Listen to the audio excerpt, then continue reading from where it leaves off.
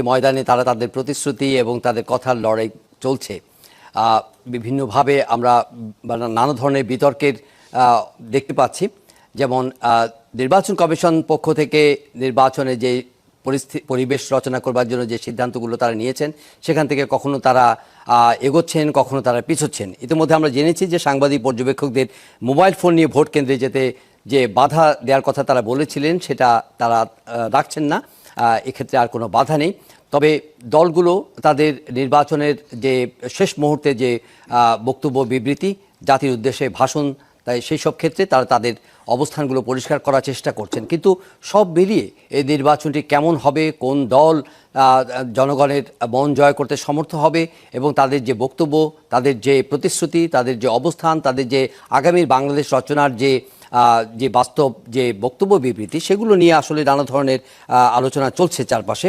আমরা আলাপ করবার জন্য স্টুডিওতে দুজন অতিথিকে আমন্ত্রণ জানিয়েছি। আলাপ করব জনাব গোলাম মাওলা রনির সঙ্গে, সাবেক সংসদ সদস্য, স্বাগত আপনাকে। রয়েছেন জনাব মির্জা মোস্তফা ফিরোজ, সিনিয়র জার্নালিস্ট, স্বাগত আপনাকে। যদি সুযোগ থাকে আমরা সেক্রেটারি জেনারেল বাংলাদেশ জামায়াতে ইসলামী মিয়া গোলাম পারওয়ার, তাকে যুক্ত করব এই আলোচনায়। তিনি হয়তো আমাদের সঙ্গে যুক্ত হবেন যদি সুযোগ থাকে। আমরা আলোচনায় যেতে চাই। আজকে সন্ধ্যায় জাতির উদ্দেশ্যে ভাষণ দিয়েছেন বাংলাদেশ জাতীয়তাবাদী দলের চেয়ারম্যান জনাব তারেক রহমান এবং জামায়াতে ইসলামীর আমির জনাব ডক্টর শফিকুর রহমান। জনাব গোলাম মাওলা রনি, আপনি তাদের বক্তব্য শুনেছেন হয়তো, অথবা শোনেননি, কিন্তু এর মধ্যে তাদের মাঠের যে বক্তব্য, বিবৃতি, যাদের জনগণের সঙ্গে তাদের যে ইন্টারাকশন, সেগুলো আপনি জেনেছেন। নানা ধরনের বিষয় আসছে, নির্বাচনের খুব কাছাকাছি আমরা এই সময়ে। তারা প্রতিশ্রুতি দিচ্ছেন আগামীর সুন্দর একটা বাংলাদেশ রচনার ক্ষেত্রে, কিন্তু কিছু কিছু বিষয় আছে এখনও তাদের মধ্যে এক ধরনের দোষারোপ কিংবা পুরনো রাজনৈতিক যে বিতর্ক, সেগুলো কিন্তু এখনও রয়ে গেছে।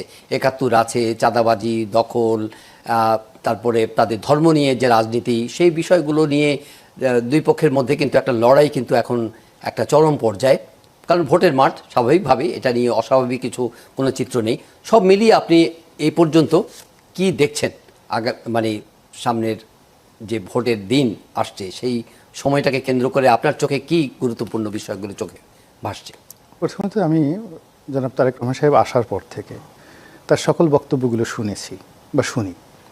এ কারণ হলো যে বিএনপির 35% যারা সাপোর্টার, তারা তো মনে করেন বা স্বপ্ন দেখেন যে তিনি হবেন প্রধানমন্ত্রী।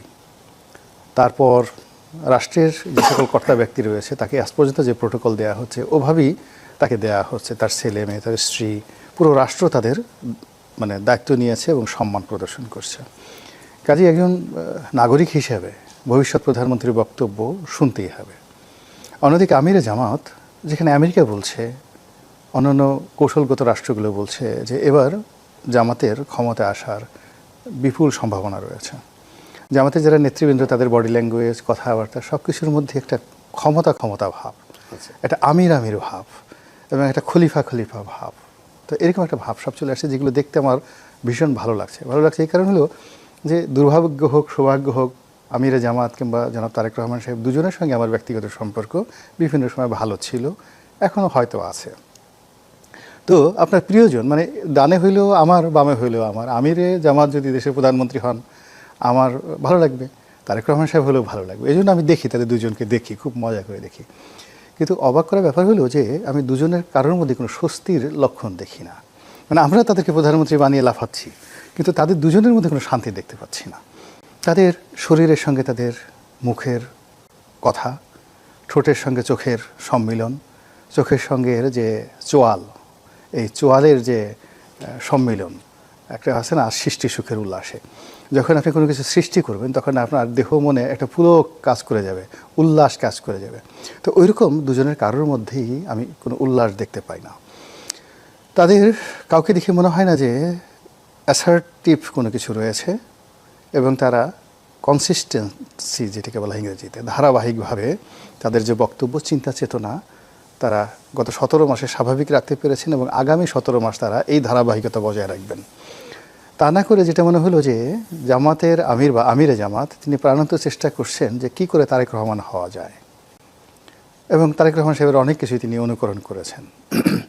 চেয়ারে বসা, ব্যাগ টানা, তারপরে শেষে খুব স্বাভাবিক হওয়া, যেমন তিনি চিত হয়ে মঞ্চের উপর শুয়ে পড়েছেন বিছানার উপরে একটা শীতল পাটির উপর, আমার ভীষণ ভালো লেগেছে। এত মানে একজন প্রধানমন্ত্রী প্রকাশ্য মঞ্চে শীতল পাটির উপরে চিত হয়ে শুয়ে পড়েছেন, এই দৃশ্য আমি না দেখলে আমার চোখে বিশ্বাস করতে পারতাম না যে কি আগেকার দিনে হযরত উমর বা অন্যান্য যারা ছিলেন তারা খুব স্বাভাবিক জীবনযাপন করতেন। আমাদের আমিরে জামাত এভাবে সে কৃতজ্ঞতা প্রকাশ করতে পারে যে একজন ভক্ত তাকে একটা শীতল পাটি দিয়েছেন, তাকে সম্মান জানানোর জন্য তিনি চিত হয়ে শুয়ে পড়েছেন।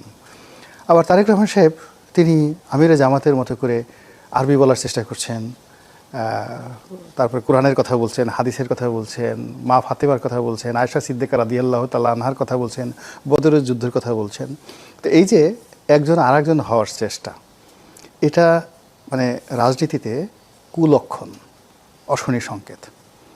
রাজার যে নীতি থাকবে সেটা হলো যে সে সবার চেয়ে ব্যতিক্রম। Leader means a combination of many people, a thousands of people, লক্ষ লক্ষ মানুষের চিন্তা চেতনা ধ্যান ধারণা তিনি ধারণ করবেন।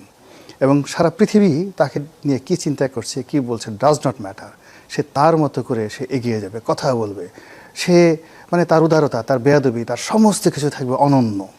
Leader is leader, just like Julius Caesar, Napoleon Bonaparte. সারা দুনিয়া কি মনে করলো না করলো সে তার কাঙ্ক্ষিত মাকামে পৌঁছানোর জন্য চেষ্টা করবেন। কিন্তু এখানে সেটা মনে হচ্ছে না বর্তমান যে দেশের প্রধান দুটো নেতা। এবং এটা জানাতেন না, আপনি চিন্তা করেন আমরা সুলতান সুলেমানকে মানে খুব ফলো করি যে দীপ্তি টিভি নাটকের কারণে। তো সুলতান সুলেমানের যে বিশাল অর্ধ দুনিয়া, তার রাজত্বে মোট 36 কোটি মানুষ ছিল, 36। আর আমাদের এই বাংলাদেশে এখন 18 কোটি মানুষ। তো আপনি বোঝার চেষ্টা করেন যে অর্ধেক অটোম্যান সাম্রাজ্যের অর্ধেক। তো এই 18 কোটি মানুষকে নেতৃত্ব দেওয়ার জন্য আমাদের যিনি নেতা হবেন তার মধ্যে যে ভীষণ থাকবে, যে মিশন থাকবে, ধৈর্য থাকবে, সুযোগ থাকবে, শক্তি থাকবে, সাহস থাকবে, জ্ঞান থাকবে, বুদ্ধি থাকবে, লেখাপড়া থাকবে, তারপরে সে দার্শনিকতা থাকবে, ফিলসফি থাকবে, নীতি থাকবে, নৈতিকতা থাকবে এবং হিস্টোরিক্যাল হেরিটেজ থাকবে, ঐতিহাসিকভাবে এটা ঐতিহ্য থাকবে। দুর্ভাগ্যজনক হলো যে দেশের প্রধান দুইজন নেতার এমন একটা ইতিহাস আপনি বর্ণনা করতে পারবেন না, না শিক্ষা, না দীক্ষা, না পরিবার, না লিগেসি, না ড্রেস কোড, মানে অনুকরণ করবো আমি নেতাকে। ওকে, তো যার জন্য কেমন যেন মনে হচ্ছে সবাই নাচছে কিন্তু আমিও নাচছি কিন্তু আনন্দ নেই। ওকে, জনাব মুস্তাফিজুর পরিষ্কার কিন্তু বলেছেন যে আসলে যদি আমি মানে হয়তো ইংরেজি শব্দটা যদি প্রয়োগ করি, যে কনভিকশনের অভাব আছে।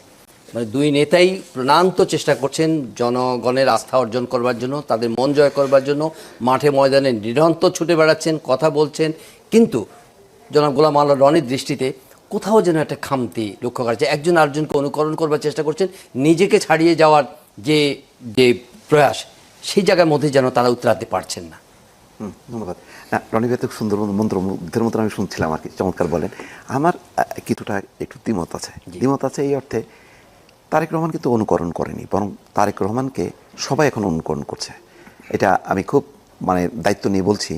বাংলাদেশের ইতিহাসে উনি যে স্টাইলে বক্তব্য দিচ্ছেন, যে ভাষা ব্যবহার করছেন, যেভাবে হাঁটতে হাঁটতে কথা বলছেন, আমরা তো অনেকদিন মিডিয়াতে কাজ করি, বসে বসে কথা বলি। আমি নিজে আগে এক সময় যখন রিপোর্টার ছিলাম তখন একটু হেঁটে পিডিসি দিতে যে বারবার ধাক্কা খাইতাম, আমি পারতাম না, একবারে পারতাম না, একবার দুইবার টেক নিতে হতো। কিন্তু ওনার এই যে মঞ্চের এই মাথা থেকে ওই মাথার সামনে হাজার হাজার জনতা, আর পাবলিক যদি ভিড় করতো আমাদের তো গলা এমনিতেই আটকায় যেত। এইরকমভাবে মনে হচ্ছে যেন উনি গত 20-25 বছর ধরে এইভাবেই তিনি বক্তৃতা দেন। হ্যাঁ, যে পারফর্মটা করছেন বাংলাদেশের ইতিহাসে এরকম কেউ নেই। বাংলাদেশের ইতিহাসে নেই যে প্রধান দল প্রতিপক্ষের দোষ ত্রুটি নাম সহ দল সহ উল্লেখ করে বলে না। উনি এই ট্রেনটা চালু করছে, উনি ট্রেনটা চালু করছে বলে ওনাকে সবাই অনুসরণ করছে। এখন কেউ আর মানে নামটা উচ্চারণ করছে না। তারপরেও কিন্তু ওই যে রাক্তর ফ্যামিলি কার্ড বলছেন, রাজার ছেলে রাজা হবে, এইটা হবে না। উনি দেখেন এই নির্বাচনী মাঠে আমরা কিন্তু সবাই চিন্তা করছিলাম বেগম খালেদা জিয়ার মৃত্যুর এই মাত্র কয়েকদিন পরে নির্বাচনী প্রচারণা হবে, এটাই হয়তো ওনার প্রধান একটা অবলম্বন হবে তার মা। কারণ বেগম খালেদা জিয়াকে বাংলাদেশের কোটি কোটি মানুষ শ্রদ্ধা করে, সম্মান করে, এটা বলার অপেক্ষা রাখে না। যে পরিমাণ ঢল আমরা দেখলাম, কোনো জনসভায় দেখছেন উনি বলছে তার মায়ের কথা, যে আমার মায়ের আমি আসার পর তিনি মারা গেলেন, তিনি আপনাদের জন্য কাজ করেছেন, তিনি এই করেছেন ওই করেছেন, আমি মায়ের অসমাপ্ত কাজটা আমি সম্পন্ন করতে চাই। বাবার কথা বলেননি, বাবার কথাও বলেননি। উনি উনার স্টাইলে যেভাবে এগোচ্ছেন, পাশ্চাত্যে আমরা কিছু কিছু ক্ষেত্রে এটা পশ্চিমা রাষ্ট্রনেতা নির্বাচনী প্রচার অভিযানে দেখি, সেইটা ইন্ট্রোডিউস করা এবং কত বড় ঝুঁকি, যেখানে বাংলাদেশের মানুষ অভ্যস্ত না, তার দল অভ্যস্ত না, সেখানে তিনি সেই ট্রেনটা চালু করে সফল হয়েছে। এবং আজকে শেষ প্রান্তে এসে এখন পর্যন্ত শফিকুর রহমানও তারেক রহমানের নামটা শুধু উল্লেখ করেনি, কিন্তু আকার ইঙ্গিত দিয়ে বলছেন, দলের নাম উল্লেখ করেননি, এবং তারেক রহমান তো বলেনি। তিনি যতটুকু বলছেন সেটা হচ্ছে সেটাকে বলার জন্য, কারণ আপনি দুর্নীতিবাজ চাঁদাবাজ বলতেছেন, 15টা বছর আপনি তার সঙ্গে থাকলেন, তার সুবিধাটা নিলেন, আপনি তো তার আন্ডারে ছিলেন, আপনি তো তার সমান পর্যায়ে ছিলেন না, আপনি তো আওয়ামী লীগ লেভেলে ছিলেন না, আপনি ভেতরে থেকে ঘরের শত্রু বিভীষণের মতন আপনি কাজ করতেছেন, মানে তাদেরকে হিউমিলেট করতেছেন, এইভাবে তাদেরকে পচাচ্ছেন, তার উত্তর কি দেবেন না? উত্তর দেওয়ার জন্য দিচ্ছেন। ওইটা না দিয়ে যদি তিনি বলতেন যে উন্নয়নের কথা, বারবার তিনি কিন্তু বলছেন যে আমি কারো বদনাম